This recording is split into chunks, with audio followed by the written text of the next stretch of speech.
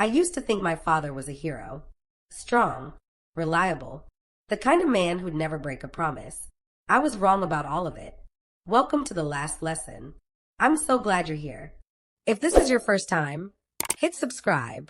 I share real stories about love, loss, and lessons learned the hard way. You know that feeling when you're a kid and you think your parents are invincible?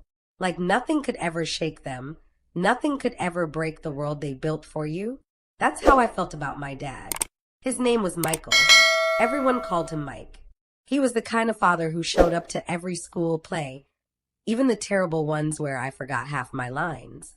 He taught me how to ride a bike without training wheels when I was 6, running beside me in our driveway until I finally found my balance.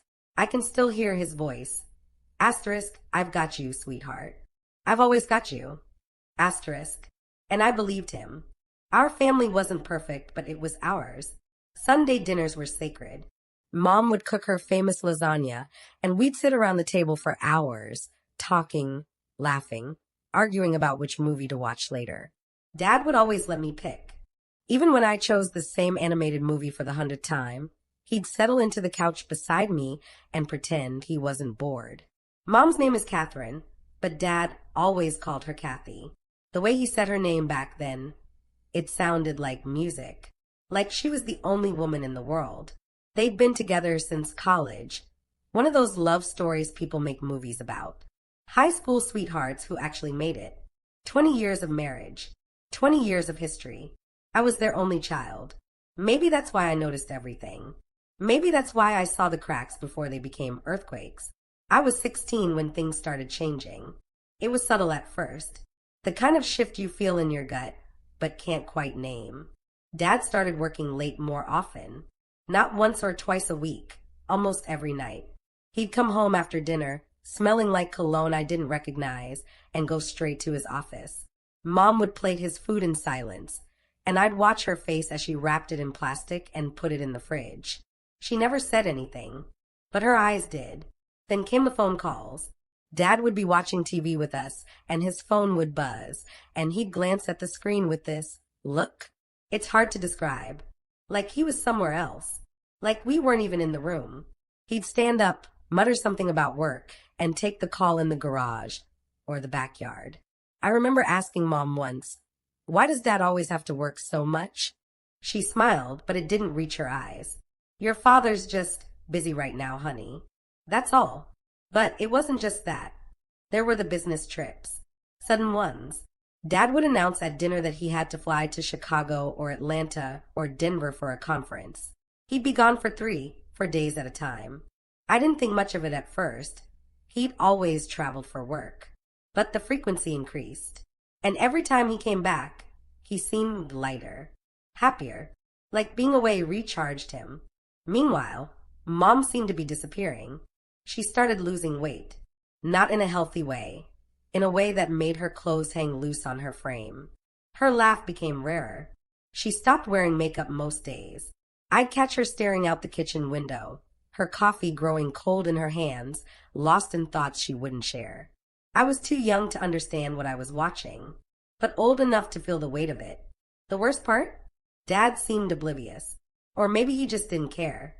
I remember one Saturday morning, I must have been 17 by then.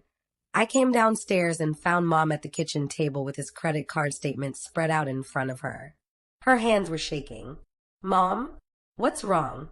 She looked up at me, and for a second, I saw something I'd never seen before in her eyes.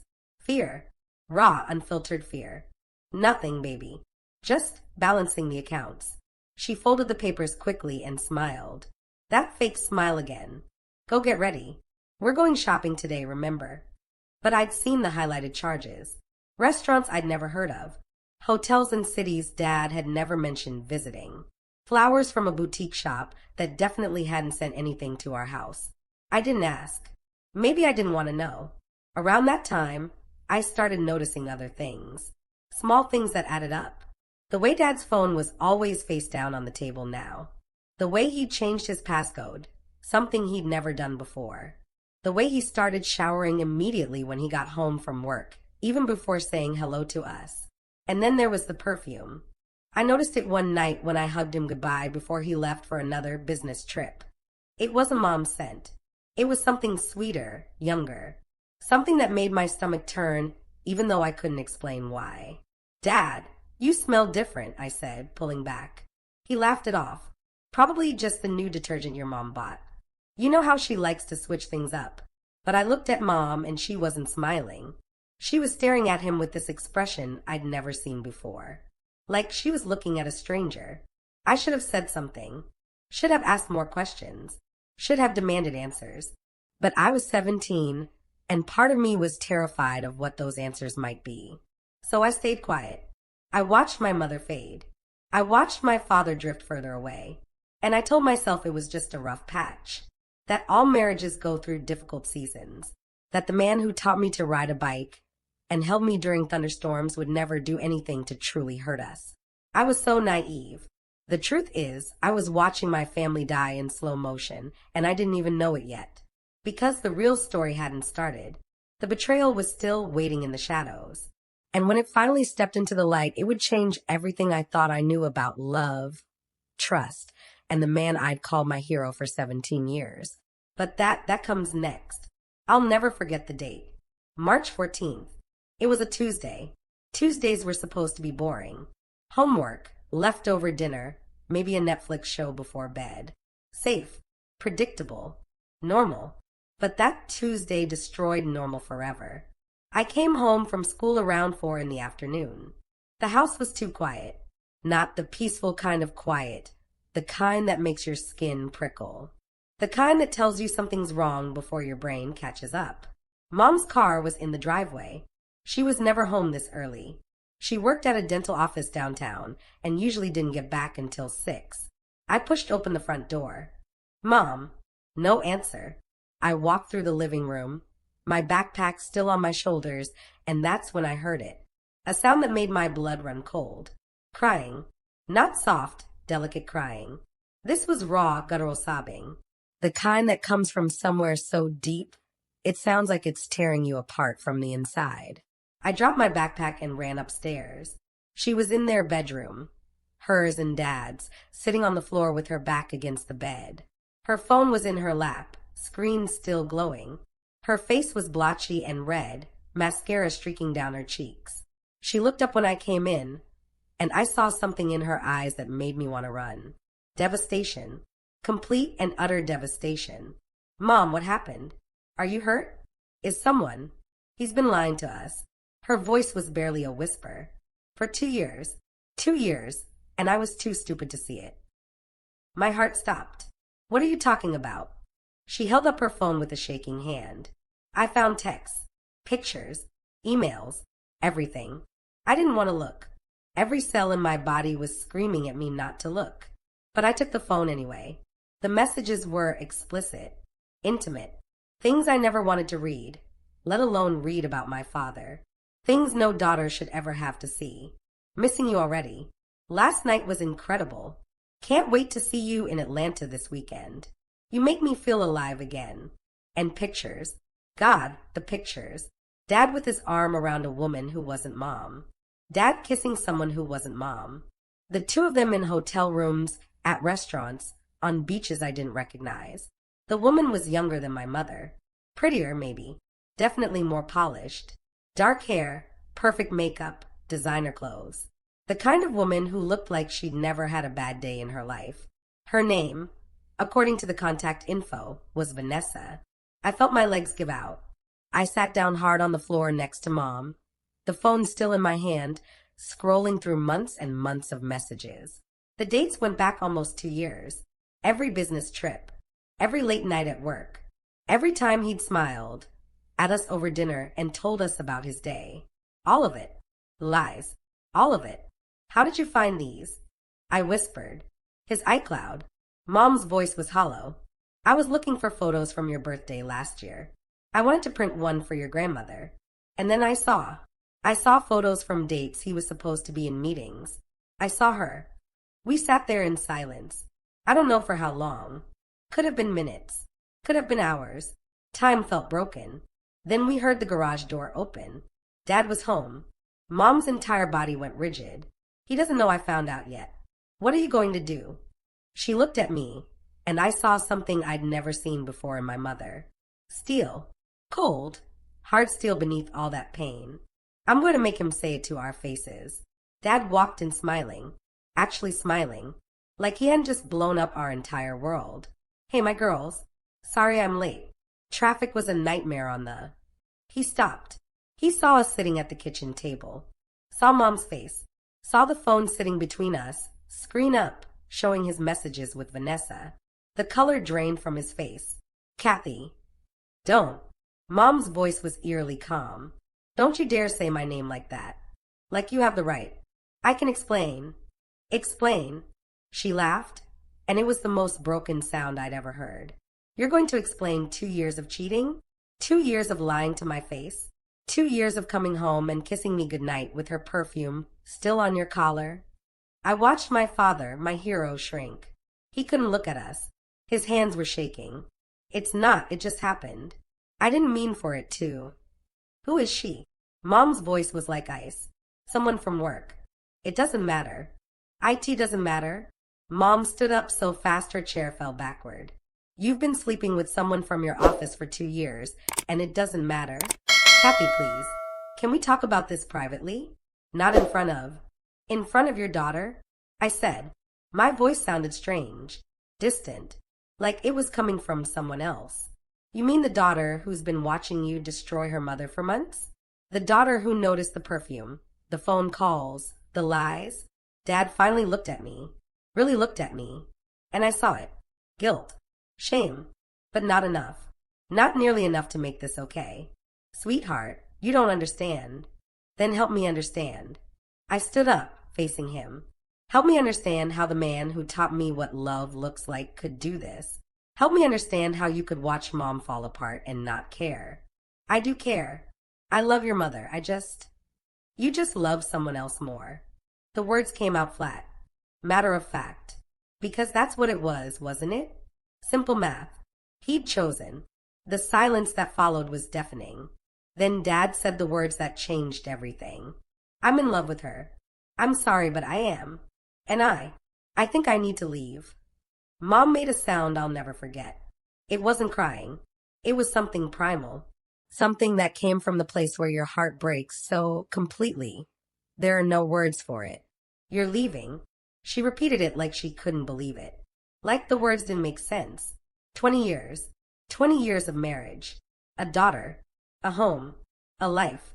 And you're just leaving. I never wanted to hurt you. But you did, she screamed. You did. And you kept hurting me every single day, while you smiled and lied and pretended everything was fine. I wanted to say something. Wanted to scream, to cry, to beg him not to do this. But I couldn't move. I just stood there, watching my family implode. Dad moved out 2 weeks later. 2 weeks. That's all it took to dismantle 20 years of marriage. He packed his clothes, his books, his collection of vintage records he'd spent years building. Mom watched from the bedroom doorway, silent, as he carried box after box to his car. Vanessa helped him move into his new apartment. I know, because I drove by one day, I don't even know why. Maybe I needed to see it to believe it, and I saw her car in the parking lot. Saw them carrying furniture together. Saw him laugh at something she said. He looked happy. Meanwhile, our house felt like a tomb. Mom stopped going to work. She'd call in sick day after day, until eventually they let her go. She stopped cooking, stopped cleaning. Some days, she wouldn't even get out of bed. I'd bring her tea and toast, and she'd stare at it like she didn't understand what food was anymore. I became the parent. At 17, I was suddenly the one making sure bills got paid, groceries got bought, that Mom took her medication for the depression that swallowed her whole. Dad called sometimes, left voicemail saying he wanted to see me, wanted to explain, wanted to work through this. I never called back, because here's what he didn't understand. He didn't just leave Mom. He left me too. He left the girl who thought her father was a hero, who thought love meant keeping promises, who thought family meant forever. He killed that girl, and I didn't know yet if I'd ever forgive him for it. But karma has a funny way of keeping score, and his bill was coming due. For years, is a long time to watch someone's life from a distance. 4 years of ignored phone calls. 4 years of deleted voicemails. 4 years of birthday cards I threw away without opening. I was 21 now. College junior. Living in an apartment near campus. Working part-time at a bookstore. Trying to build a life that had nothing to do with the man who'd abandoned us. Mom had finally started healing. It took therapy, medication, and 2 full years of barely functioning, but she'd climbed out of that dark hole. She got a new job, started dating again. Not seriously, just casual coffee dates with nice men who didn't make promises they couldn't keep. She'd learned that lesson the hard way. We'd both learned a lot of lessons. Dad, meanwhile, had built his perfect little life with Vanessa. I knew because social media exists, and even though I'd blocked him, mutual family friends would occasionally let things slip. Or I'd see posts he was tagged in. They'd moved in together 6 months after he left. Got engaged a year later. Vanessa quit her job. Apparently Dad was making enough for both of them now, after a promotion at work. She posted constantly. Pictures of their apartment, their weekend trips, their couple's gym sessions. Everything perfectly curated, perfectly filtered. The kind of life that looks flawless from the outside. I wondered if she knew what it cost to build that life. If she ever thought about the woman who'd been erased, so she could exist. The daughter who'd lost her father, so he could play house with someone new. Probably not. Then, 3 months ago, everything changed. I was at Mom's house for Sunday dinner. We'd revived the tradition, just the two of us, when my phone buzzed. Unknown number. I almost didn't answer, but something made me pick up. Hello. Sweetheart. It's Dad. I hadn't heard his voice in 4 years. It sounded older. Tired. Smaller somehow. I don't have anything to say to you. I moved to hang up. Please. Just please listen. Just for a minute. Something in his tone made me pause. He sounded broken. 1 minute. Vanessa's gone. She left me. She took everything and she's gone. I waited for the satisfaction to hit me. The vindication. The sweet taste of karma finally catching up. But all I felt was empty. I'm sorry to hear that, I said. And I meant it. Not because I cared about his pain, but because I was genuinely sorry that he'd wasted 4 years on something so hollow. I made a mistake. A terrible, terrible mistake. Your mother. You, everything I had. I threw it all away for someone who didn't even love me. Not really. Dad. She was cheating on me. For months. With someone from her yoga class. Younger guy, apparently. Better looking. Richer family. He laughed, and it sounded like broken glass. She told me she needed excitement. That I was getting boring. That she wanted someone who made her feel alive. The irony wasn't lost on me. The exact words he'd probably used about Mom. Coming back to haunt him. She emptied our joint account before she left, he continued. Took about $40,000. My lawyer says I might be able to get some back. But I don't know. I don't know anything anymore. Why are you telling me this? Because I need you to know I understand now. What I did to you and your mother. I understand it in a way I couldn't before. And I'm so sorry. For years I'd waited to hear those words. And now that I had them, they meant nothing. Okay, I said simply. Okay, that's all. What do you want me to say, Dad? That I forgive you? That we can go back to Sunday dinners and road trips and pretending none of this happened? I want a chance to make this right. You can't. You broke something that can't be fixed. You chose someone else over your family, and now you're facing the consequences. That's not my problem anymore. Please, sweetheart. I'm asking for a second chance. Your mother won't return my calls. I lost my job. You lost your job? The affair, it came out at work. Turns out the company has strict policies about relationships between employees, especially supervisors and subordinates. Vanessa was my assistant when we started seeing each other. HR investigated after she left and filed complaints. They terminated me last week. The hits just kept coming, and I still felt nothing. I'm living in a motel right now, he said. I had to sell the apartment to cover debts. Everything fell apart so fast. I just need some help getting back on my feet. Maybe I could stay with you for a few weeks, just until... No. What? No. You can't stay with me. You can't come back into my life like nothing happened. You made your choices, and now you get to live with them. But I'm your father. You stopped being my father the night you walked out. My voice was steady, calm, like I was reading from a script. You stopped being my father every time you chose her over us, every birthday you missed, every call you didn't return, every time you posted pictures of your perfect new life while mom cried herself to sleep. I was wrong. I know I was wrong. Being wrong isn't enough. You don't get to destroy people and then come back when it's convenient. That's not how this works. Silence on the other end. Then, so that's it? You're just going to abandon me. The audacity. The sheer, breathtaking audacity. I'm not abandoning you, Dad. I'm just not opening the door. There's a difference. I hung up. 2 weeks later, he showed up at Mom's house.